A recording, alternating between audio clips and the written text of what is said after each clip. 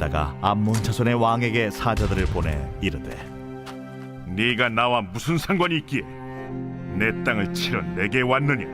하니 암몬 자손의 왕이 입다의 사자들에게 대답하되 이스라엘이 애굽에서 올라올 때 아르논에서부터 야복과 요단까지 내 땅을 점령했기 때문이니 이제 그것을 평화롭게 돌려달라.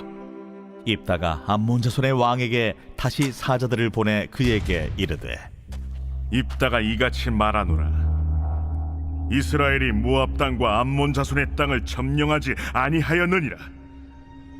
이스라엘이 애굽에서 올라올 때 광야로 행하여 홍해에 이르고 가데스에 이르러서는 이스라엘이 사자들을 에돔 왕에게 보내어 이르기를 청하건대 나를 내 땅 가운데로 지나게 하라 하였으나 에돔 왕이 이를 듣지 아니하였고 또 그와 같이 사람을 모압 왕에게도 보냈으나 그도 허락하지 아니하므로 이스라엘이 가데스에 머물렀더니 그 후에 광야를 지나 에돔 땅과 모압 땅을 돌아서 모압 땅에 해 뜨는 쪽으로 들어가 아르논 저쪽에 진쳤고 아르논은 모압의 경계이므로 모압 지역 안에는 들어가지 아니하였으며 이스라엘이 헤스본 왕 곧 아모리 족속의 왕 시온에게 사자들을 보내어 그에게 이르되 청하건대 우리를 당신의 땅으로 지나 우리의 곳에 이르게 하라 하였으나 시온이 이스라엘을 믿지 아니하여 그의 지역으로 지나지 못하게 할 뿐 아니라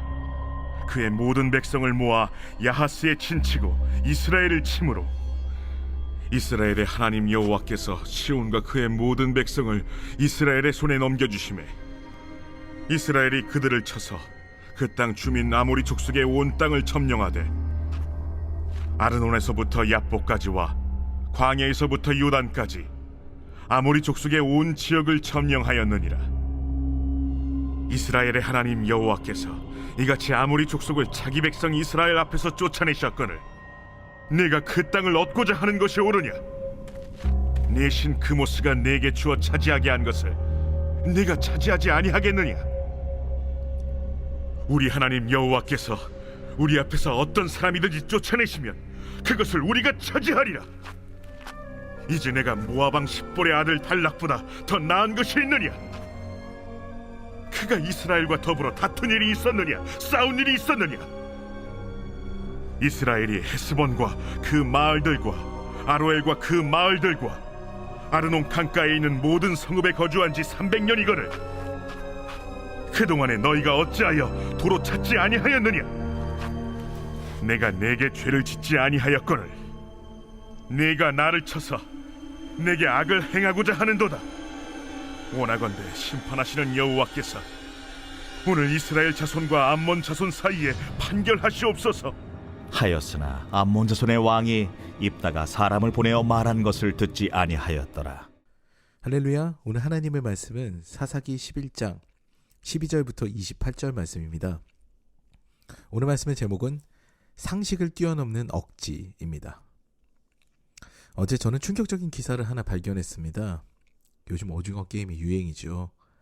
북한에서도 이 드라마를 참 보고 싶었나 봅니다. 이 오징어 게임 영상을 USB에 밀 반출하여 돌려본 북한의 학생들이 중징계를 받았다는 기사가 떴습니다. 영상을 밀 반출한 자는 총사령을 받아 죽었고요. 직접 구입한 학생은 무기징역, 그리고 함께 돌려본 6명은 5년 노동교화형을 받았다고 합니다. 아마 징역이겠죠. 게다가 그들이 속한 고급 중학교 교장, 그리고 청년비서, 담임교원이 해직되고 당원직을 박탈당했으며 탄광이나 오지로 추방될 것이 확실하다는 그런 황당한 판결도 보게 됐습니다. 북한의 인권을 다시 한번 생각하게 하는 기사였죠.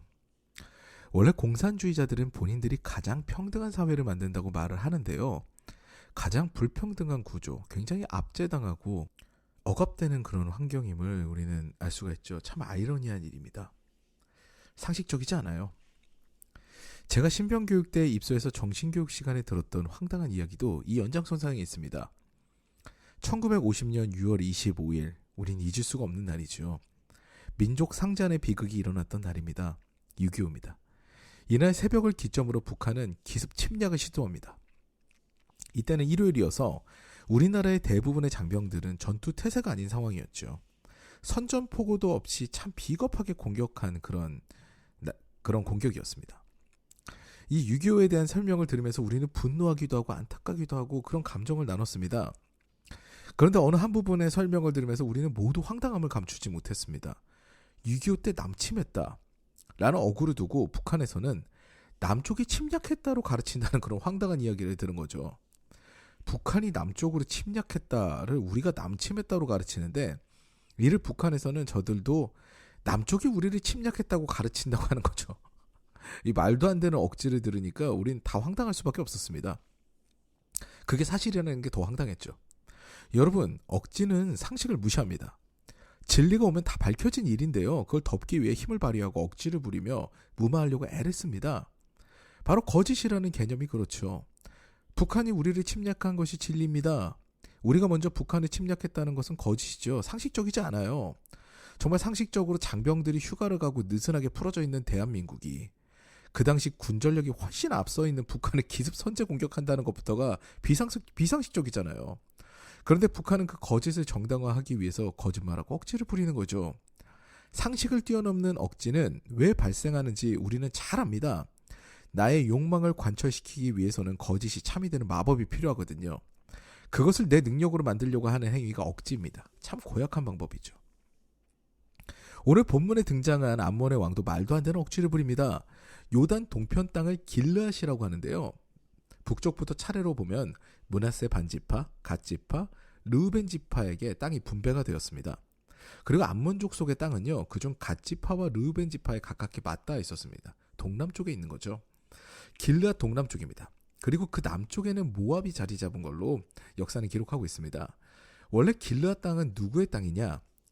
토라를 보게 되면요, 확실하게 기록이 되어 있는데요. 아모리의 헤스본 왕 시온의 땅과 그리고 바산 왕 옥의 땅, 그리고 모압 왕 발락이 바친 땅으로 구성되어 있었습니다. 암몬족 속은 본문에서 자리 잡고 있는 땅이 원래 자기 자신의 자리예요. 자기 자신의 땅을 지금 뛰어나와서 더 욕심을 부리는 것이 지금 암몬 왕인데, 그것도 원래 내 땅이었으니까 돌려달라는 억지를 부리고 있는 거죠. 그 암몬족 속 왕의 말을 보세요. 13절 말씀입니다. 암몬 자손의 왕이 입다의 사자들에게 대답하되, 이스라엘이 애굽에서 올라올 때 아르논에서부터 야복과 요단까지 내 땅을 점령했기 때문이니 이제 그것을 평화롭게 돌려달라 하니라.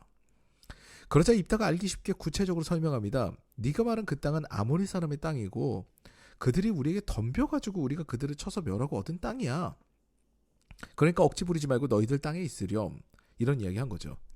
그러면서 이어서 이야기하는 것이 이겁니다. 우리는 하나님께서 전쟁에서 이기게 하셔서 이 땅을 주셨으니까 너희도 그모스에게 달라고 하렴. 너희 신한테 달라고 해. 그렇죠. 그모스는 사실 모압의 전쟁의 신입니다. 모압의 국신이죠. 그러니까 암몬의 신은 몰록입니다. 몰렉이라고도 하고요. 몰록입니다.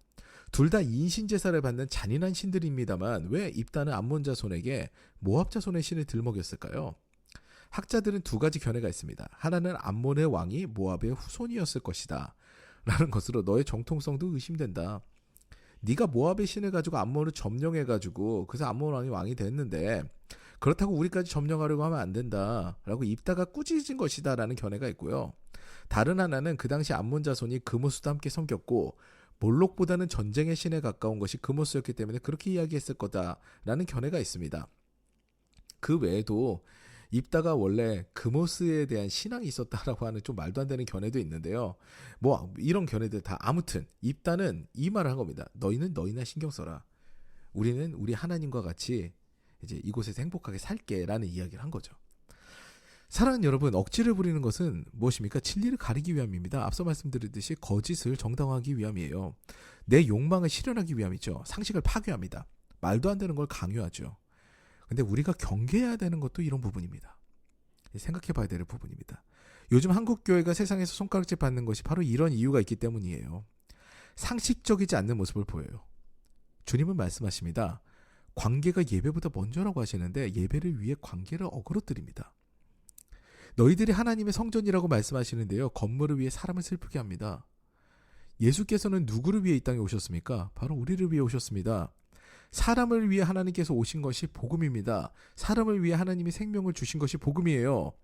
그런데 하나님을 위해 사람이 희생되어야 된다는 것은 어디서 온 신학인지 제가 모르겠습니다. 도무지 모르겠습니다.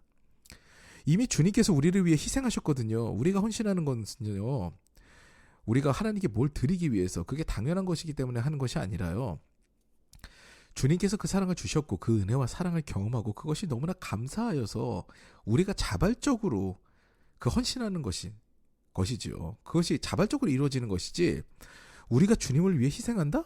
가당치 않는 말입니다. 감히 할 수 없는 일이고요. 하나님이 어떤 분이신데 그분을 위해서 우리가 희생해서 그분께 일의 도움이라도 될 수가 있을까요? 말도 안 됩니다. 그러므로 우리의 진리는 복음의 상식 안에 있다는 것을 우리는 늘 기억해야 됩니다. 하나님께서 우리를 위해 오셨습니다.